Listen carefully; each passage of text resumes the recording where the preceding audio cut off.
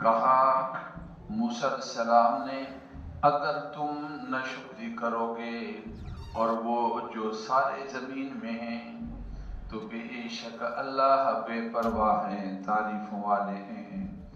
کیا نہیں آئی تمہارے پاس خبر ان لوگوں کی جو تم سے پہلے تھے، قوم نوح والے، عاد والے اور سمود والے، اور وہ لوگ جو ان کے بعد آئے؟ نہیں جانتا ان کو مگر اللہ رب العزت کی ذات۔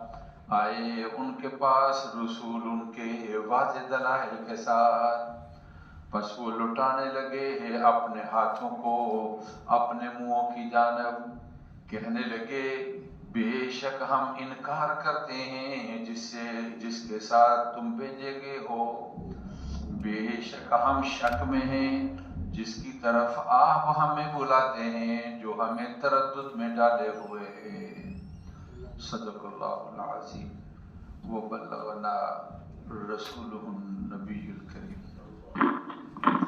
اللہ رب العزت کی ذات نے انسانوں پر بڑے انعامات فرمائے۔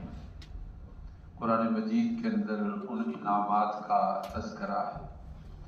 انسان ایک چھوٹے ذہن کا آدمی ہے، اس نے اپنے لیے جن چیزوں کو انعام سمجھ لیا کہ یہی میرے لیے انعام ہے، حالانکہ اس کے علاوہ بھی بہت بڑے بڑے انعامات ہوتے ہیں۔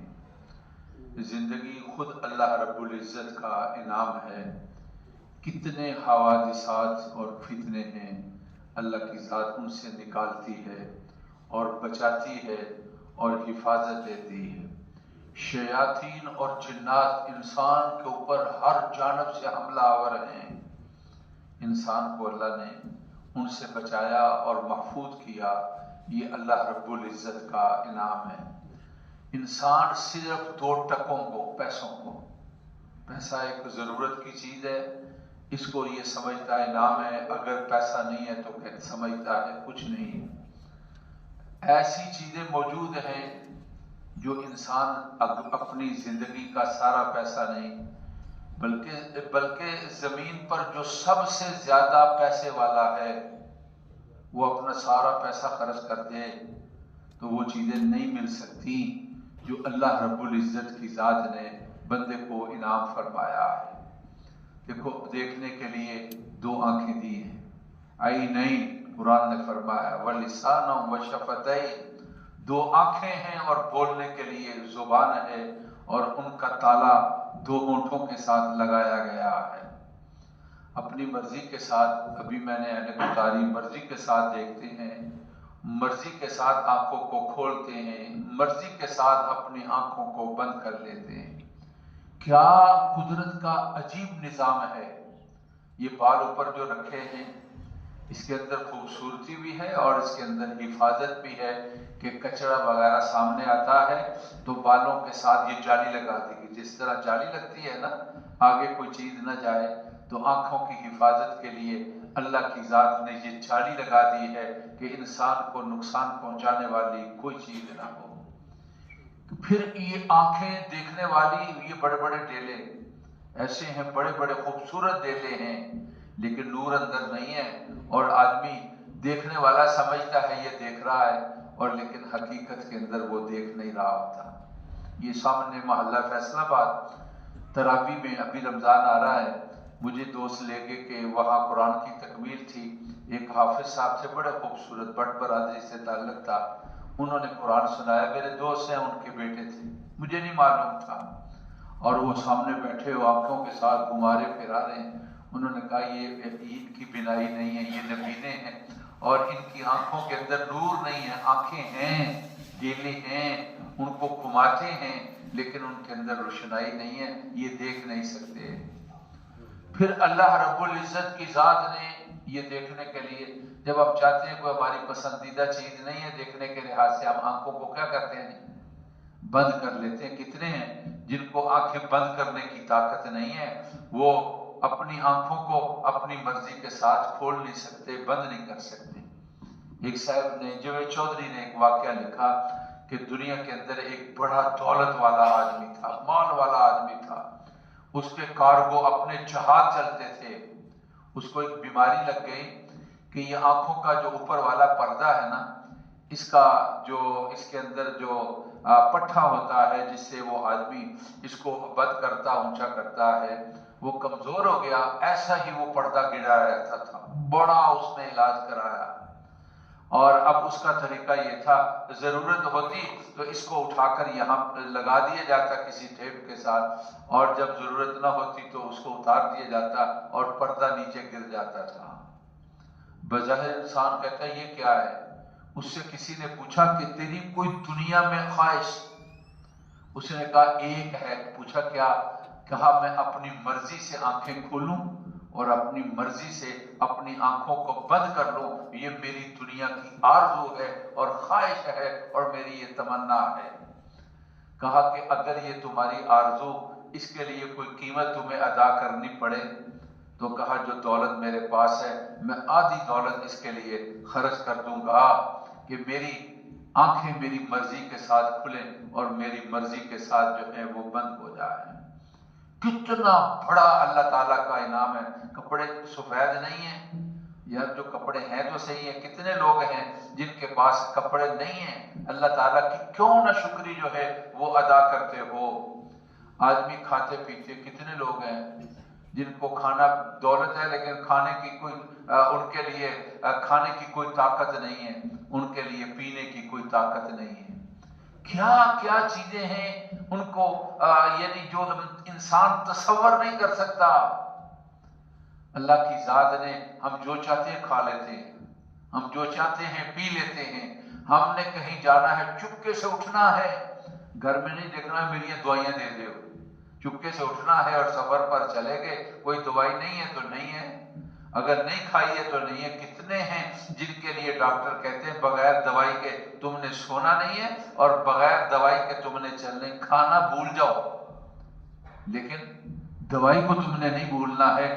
کھانا تم اگر نہ کھا سکو لیکن ایسا نہیں ہے کہ تم دوائی کو نہ کھاؤ. تمہیں دوائی کو ہر صورت کے اللہ لازمی کھانا ہے اور اس کے بغیر چارہ نہیں ہے. اللہ تعالیٰ کا کھاتے ہیں تو پخانا چلا جاتا ہے، پیشاب کے ساتھ پانی چلا جاتا ہے. کتنے لوگ ہیں جن کو کھانے کے بعد اور ان کے لیے کھانا نکالنے کا راستہ نہیں ہے. بیچارے کتنے ہیں جن کے لیے پیشاب کا راستہ نہیں ہے، اور کتنے ہیں جن کے لیے پیشاب کے مختلف مصنوعی راستے اور طریقے جو ہیں ان کو اپنائے گئے ہیں. ایک خلیفہ ہارون رشید جو ہے وہ بیمار ہو گیا اور اس کو پیشاب کی تکلیف تھی، تو اپنا اس کو وہ پریشان ہو گیا بہت. کسی نے پوچھا، پیاس بھی شدید تھی اور پیشاب کی بھی تکلیف تھی. کسی نے پوچھا جب پانی نہیں، ڈاکٹر کہتے ہیں نہیں پینا ہے کیونکہ پیشاب نکلتا نہیں ہے اور اگر تم پانی پیو گے تو جسم میں پانی پھیل جائے گا. کسی نے پوچھا کہ جناب یہ بتاؤ اگر یہ تمہارے لیے اب دنیا کی کوئی خواہش ہے؟ کہا میں اپنی ایک گلاس پانی کا مل جائے اور میں اس کو اپنی مرضی کے ساتھ پی سکوں. اور کہا اگر یہ پیشاب یہ پانی تمہارے اندر رک جائے تو پھر کیا تمہاری خواہش ہے؟ کہا کہ یہ خواہش ہوگی کہ کسی طرح یہ گلاس پانی کا جو میں نے پیا ہے یہ باہر نکل جائے. اگر مجھے اپنی بادشاہی اور اپنی سلطنت دینی پڑے تو میں ایک گلاس پانی کے لیے اور میں ایک دفعہ پیشاب کرنے کے لیے اپنی سلطنت کو دینے کے لیے تیار ہوں. اللہ تعالیٰ کی ناشکری نہ کیا کرو یار. پیسے نہیں ہے، پیسہ کیا چیز ہے؟ انسان اللہ کی ذات نے اس کو جس صحت کے ساتھ نوازا ہے اپنی مرضی سے. سو کتنے لوگ ہیں جو بیچارے دوائی کے بغیر ان کو نیند نہیں آتی ہے، اور کتنے ہیں بیچارے جب بستر پر بیٹھے پڑھتے ہیں سورۃ ملک ختم نہیں ہوتی ہے وہ بیچارے نیند کے اندر چلے جاتے ہیں، اور ان کا خیال یہ ہوتا ہے کہ میں لیٹے ہوئے سورۃ ملک کی تلاوت کر لوں گا، لیکن اس کو مہلت نہیں ملتی ہے اور مکمل سورت نہیں ہوتی ہے اور نیند آ جاتی ہے. تو قرآن نے ارشاد فرمایا کہ وَإِذْ ربکم، جب تمہارے رب نے تمہیں بتایا تھا لئن شکرتم لازیدنکم، اگر تم شکر ادا کرو گے تو ہم تمہارے لیے اضافہ کر دیں گے. اعملوا آل داؤد شکرا، داؤد شکر ادا کرو، وقلیل من عبادی الشکور، اور تھوڑے ہمارے بندے ہیں جو شکر ادا کرنے والے ہیں۔ وَلَئِن كَفَرْتُمْ، اگر تم نے ناشکری کی، ان عذابی لشدید، تو ہمارا عذاب بڑا سخت ہے۔ کبھی جملہ ایسا نہ بولا کرو جس کے اندر اللہ تعالیٰ کی ناشکری کا اظہار ہوتے ہو۔ ہر وقت شکوہ ہی او کم کو نہیں یار، کب کوئی نہیں ہے۔ اب ذرا سا یعنی جب کوئی سلسلہ آتا ہے خوشی کا، شادی کا، اس وقت ایسے تباہی اور بربادی۔ آج میں قصور گیا ہوا تھا، وہ شیخ سے ملے، اگر رونا رہ جاؤ کخ نہیں مفتی صاحب، تو کہنے کہ بیٹے کی شادی تھی آپ نہیں آئے۔ میں نے کہا یار میں جمعے میں تھا، تو ولیمہ تک کہتے 1 کروڑ روپیہ خرچ ہو گیا ہے۔ میں نے کہا کہ شکوے یہ رہتے کام نہیں ہے، یہ ہو گیا جی، وہ ہو گیا، مندہ ہے، یہ ہے، سلسلہ ہے۔ تو میں نے کہا کسی سے قرضہ لیا نہیں لیا، کوئی رکاوٹ آئی نہیں آئی، پھر کیوں نہ شکری ادا کرتے ہو؟ تو کہا وَلَئِن كَفَرْتُمْ إِنَّ عَذَابِي لَشَدِيدٌ، اور اگر تم نہ شکری کرو گے تو میرا عذاب جو ہے وہ بڑا سخت عذاب ہے۔ اللہ ہمیں اپنا شکر کرنے والا بندہ بنائے، اور شکر اللہ تعالیٰ کا اس پر وعدہ ہے کہ ہم تمہارے لیے لئن شکرتم لأزیدنکم، وقال موسیٰ ان تکفروا انتم ومن فی الارض جميعا، حضرت موسیٰ علیہ السلام نے کہا اگر تم نہ شکری کرو گے اور وہ سارے لوگ جو زمین میں ہیں، تو بے شک اللہ بے پرواہ ہیں، تعریفوں والے ہیں۔ کل انشاءاللہ اس کی تفصیل ہوگی۔